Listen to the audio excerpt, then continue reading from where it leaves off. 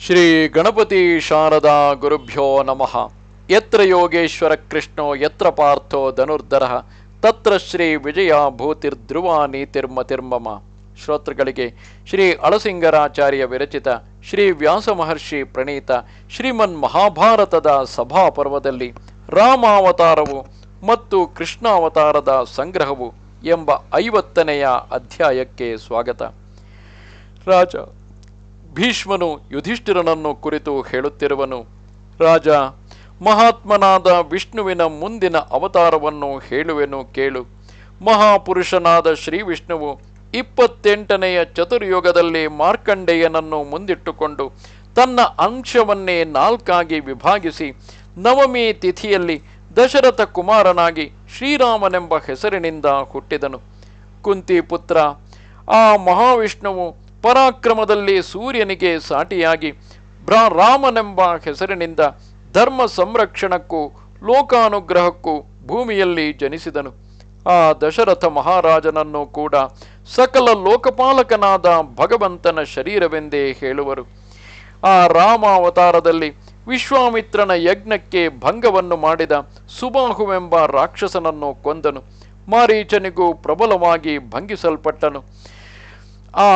ಆಗ ವಿಶ್ವಾಮಿತ್ರನು ತೀಕ್ಷ್ಣಗಳಾದ ಅನೇಕ ದಿವ್ಯಾಸ್ತ್ರಗಳನ್ನು ಆ ರಾಮನಿಗೆ ಕೊಟ್ಟನು. ಜನಕ ಮಹಾರಾಜನ ಯಾಗದಲ್ಲಿ ಆ ರಾಮನು ಮಹೇಶ್ವರನ ಧನುಸ್ಸನ್ನು ಸುಲಭವಾಗಿ ಮುರಿದು ಜನಕ ಪುತ್ರಿಯಾದ ಸೀತೆಯನ್ನು ವಿವಾಹವಾದನು.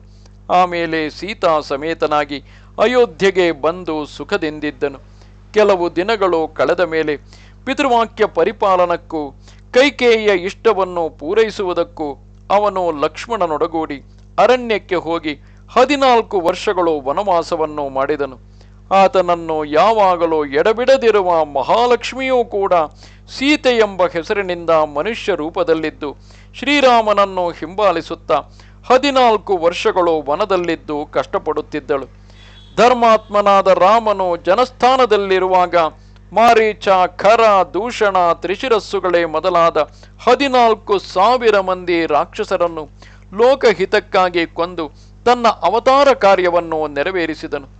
ಶಾಪದಿಂದ ರಾಕ್ಷಸರಾಗಿ ಹುಟ್ಟಿದ್ದ ವಿರಾಧ, ಕಬಂಧರೆಂಬ ಗಂಧರ್ವರನ್ನು ಶಾಪ ವಿಮುಕ್ತರನ್ನಾಗಿ ಮಾಡಿದನು.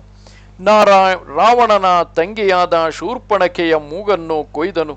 ಈ ಕಾರಣದಿಂದ ಅವನು ತನ್ನ ಪತ್ನಿಯನ್ನು ಕಳೆದುಕೊಂಡು ಅವಳನ್ನು ಹುಡುಕುತ್ತಾ ಅರಣ್ಯವನ್ನೆಲ್ಲ ಸುತ್ತಿದನು. ಆಮೇಲೆ ಅವನು ಜನಸ್ಥಾನದಿಂದ ಹೊರಟು ಪಂಪೆ ಎಂಬ ಸರಸ್ಸನ್ನು ಸೇರಿ ಅಲ್ಲಿಂದ ಋಷ್ಯಮೂಕ ಪರ್ವತಕ್ಕೆ ಹೋಗಿ ಅಲ್ಲಿ ಸುಗ್ರೀವಾಂಜನೇಯರನ್ನು ಕಂಡು ಅವರ ಸ್ನೇಹವನ್ನು ಬೆಳೆಸಿದನು. ಆಮೇಲೆ ಸುಗ್ರೀವನೊಡನೆ ಕಿಷ್ಕಿಂಧೆಗೆ ಹೋಗಿ ಮಹಾಬಲಶಾಲಿಯು ವಾನರ ರಾಜನು ಆದ ವಾಲಿಯನ್ನು ಕೊಂದು ಸುಗ್ರೀವನನ್ನು ವಾನರ ರಾಜ್ಯದಲ್ಲಿ ಪಟ್ಟಾಭಿಷಿಕ್ತನನ್ನಾಗಿ ಮಾಡಿದನು.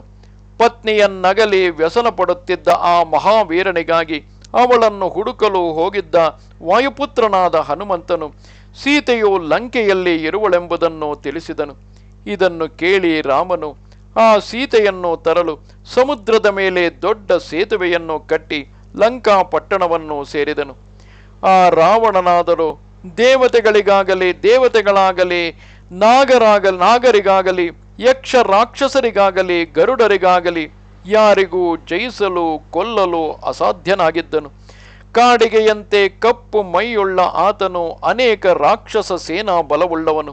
ವರಬಲದಿಂದ ಕೊಬ್ಬಿದ ಆತನಿಗೆ ಯಾವ ದೇವತೆಗಳು ಲಕ್ಷ್ಯವಿಲ್ಲ.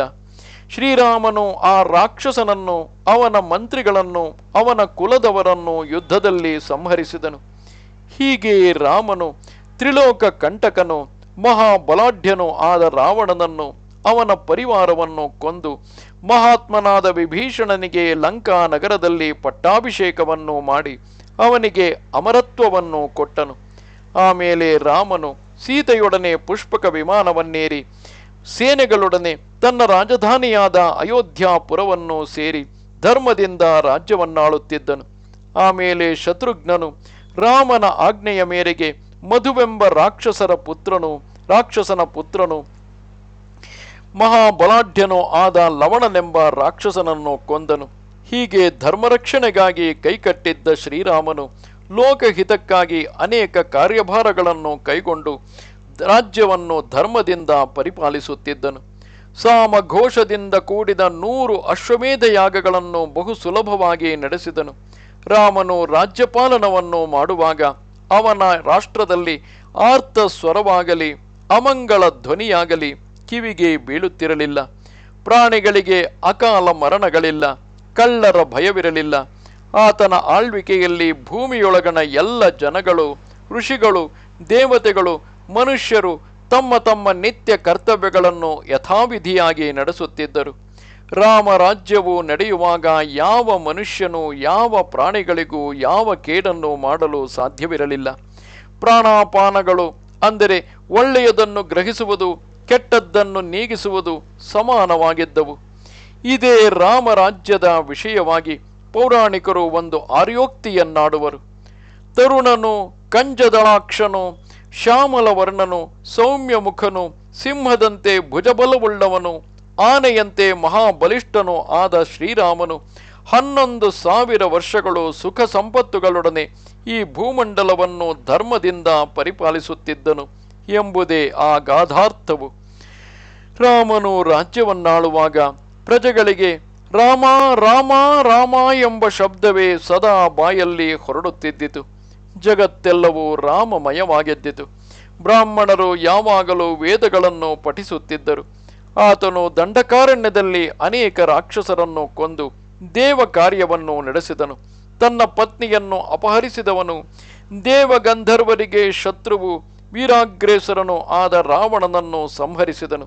ಹೀಗೆ ಸತ್ಯವಂತನು, ಗುಣಸಂಪನ್ನನು, ಆತ್ಮ ತೇಜಸ್ಸಿನಿಂದಲೇ ಪ್ರಕಾಶಿಸುವವನು, ಮಹಾಬಾಹುವು, ಇಕ್ಷ್ವಾಕು ಕುಲವರ್ಧನನು ಆದ ಶ್ರೀರಾಮನು ರಾವಣನನ್ನು ಅವನ ಕುಲದವರನ್ನು ಸಂಹರಿಸಿ ಲೋಕವಿಖ್ಯಾತಿಯನ್ನು ಪಡೆದು ಆಮೇಲೆ ತನ್ನ ಲೋಕವನ್ನು ಸೇರಿದನು. ಯುಧಿಷ್ಠಿರ, ಮಹಾತ್ಮನಾದ ದಶರಥ ರಾಮನ ಅವತಾರವನ್ನು ಹೇಳಿದುದಾಯಿತು. 28ನೆಯ ಮಹಾಯುಗದಲ್ಲಿ ಆ ಅವತಾರವಾದ ಮೇಲೆ ಮಹಾಭುಜನು, ಭಯಪಟ್ಟವರಿಗೆ ಅಭಯ ಪ್ರದಾತನು, ಶ್ರೀವತ್ಸ ಲಕ್ಷಣನು ಆದ ಆ ವಿಷ್ಣುವೇ ಶ್ರೀಕೃಷ್ಣನಾಗಿ ಅವತರಿಸಿದನು. ಅವನು ಕೃಷ್ಣ ಅವತಾರದಲ್ಲಿ ಅತ್ಯಂತ ಸುಂದರನಾಗಿ ನೋಡುವವರಿಗೆ ಸಂತೋಷವನ್ನುಂಟು ಮಾಡುತ್ತಾ ಎಲ್ಲರಿಂದಲೂ ಅಧಿಕವಾಗಿ ಆದರಿಸಲ್ಪಡುವನು. ತನ್ನನ್ನು ಆಶ್ರಯಿಸಿದವರನ್ನು ಮರೆಯಲಾರನು. ದೇಶ ಕಾಲಗಳನ್ನು ಅರಿತವನು, ಶಂಖಚಕ್ರ ಗದಾ ಖಡ್ಗಗಳನ್ನು ಧರಿಸಿದವನು, ಎಲ್ಲ ವೇಳೆಗಳಲ್ಲಿಯೂ ಲೋಕಕ್ಕೆ ಹಿತವನ್ನೇ ಮಾಡುವನು. ಆತನು ಭೂಲೋಕಕ್ಕೆ ಉಪಕಾರ ಮಾಡಲೆಳೆಸಿ ವೃಷ್ಣಿ ಕುಲದಲ್ಲಿ ವಾಸುದೇವನೆಂಬ ನಾಮದಿಂದ ಅವತರಿಸಿರುವನು. ಆತನು ಶತ್ರು ಭಯಂಕರನು, ಕೇಳಿದುದನ್ನೆಲ್ಲ ಕೊಡುವ ದಾತನು, ಮಧುವೆಂಬ ರಾಕ್ಷಸನನ್ನು ಸಂಹರಿಸಿ ಪ್ರಖ್ಯಾತಿಯನ್ನು ಪಡೆದವನು. ಆತನು ಶಕಟಾಸುರನನ್ನು, ಮತ್ತಿ ಮರಗಳಾಗಿದ್ದ ಯಮಳಾರ್ಜುನರನ್ನು, ಪೂತನೆಯನ್ನು, ಮನುಷ್ಯ ರೂಪದಿಂದಿದ್ದ ಕಂಸನೆ ಮೊದಲಾದ ಅನೇಕ ಅಸುರರನ್ನು ಯುದ್ಧದಲ್ಲಿ ಕೊನೆ ಮುಟ್ಟಿಸಿದನು. ಮಹಾತ್ಮನಾದ ಭಗವಂತನ ಶ್ರೀಕೃಷ್ಣಾವತಾರವು ಲೋಕಹಿತಾರ್ಥವೆಂಬುದರಲ್ಲಿ ಯಾವ ಸಂದೇಹವೂ ಇಲ್ಲ. ಭರತೋತ್ತಮ, ಇನ್ನು ಮುಂದೆ ಕಲಿಯುಗದ ಕೊನೆಯಲ್ಲಿ ಧರ್ಮವೆಲ್ಲ ನಷ್ಟವಾಗಿ ಅಧರ್ಮವು ಹೆಚ್ಚುತ್ತಿರುವಾಗ ಧರ್ಮವನ್ನು ಉದ್ಧರಿಸುವುದಕ್ಕಾಗಿಯೂ ಗೋಬ್ರಾಹ್ಮಣ ಹಿತಕ್ಕಾಗಿಯೂ ವಿಷ್ಣುವು ವಿಷ್ಣು ಯಶನೆಂಬ ಹೆಸರಿನಿಂದ ಕಲ್ಕಿಯಾಗಿ ಅವತರಿಸುವನು. ವಿಷ್ಣುವಿಗೆ ಈ ಅವತಾರಗಳೊಡನೆ ಸೇರಿದ ಇನ್ನೂ ಹಲವು ಅವತಾರಗಳು ಪುರಾಣದಲ್ಲಿ ಬ್ರಹ್ಮಜ್ಞಾನವುಳ್ಳವರಿಂದ ಹೇಳಲ್ಪಟ್ಟಿದೆ ಎಂದನು. ಇದು 50ನೆಯ ಅಧ್ಯಾಯವು. ನಮಸ್ತೆ ಶಾರದೆ ದೇವಿ ಕಾಶ್ಮೀರ ಪುರವಾಸಿನಿ ತ್ವಾಮಹಂ ಪ್ರಾರ್ಥಯೇ ನಿತ್ಯಂ ವಿದ್ಯಾದಾನಂಚ ದೇಹಿಮೆ. ನಮಸ್ಕಾರ.